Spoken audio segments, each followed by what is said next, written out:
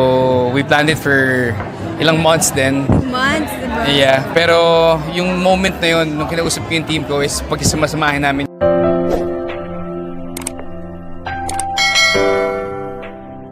Bea Alonzo at Dominic Roque masayang magkasama sa isang date. Mga netizen halos pagkaguluhan ito sa social media. Hanggang ngayon nga ay halos pinagkakaguluhan pa rin ng mga madla ang nakakakilig na balita na magkasama ng muli si Dominic Roque at Bea Alonzo. Kung matatandaan nga natin kamakailan lamang ay nagkahiwalay ang magkasintahang ito. Bali-balitang sa bigla ang paghihiwalay ng dalawa ay marami ang nagulat at hindi makapaniwala sa nangyari.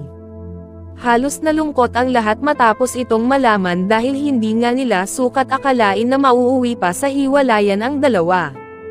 Usap-usapan nga na naghiwalay ang dalawa dahil sa hindi pagkakaintindihan ngunit meron din nagsasabi na tungkol ito sa yaman ni Bea Alonzo na gustong makuha ni Dominic. Ngunit ngayon nga ay kumakalat sa social media na muli nang humihingi ng tawad si Dominic Roque.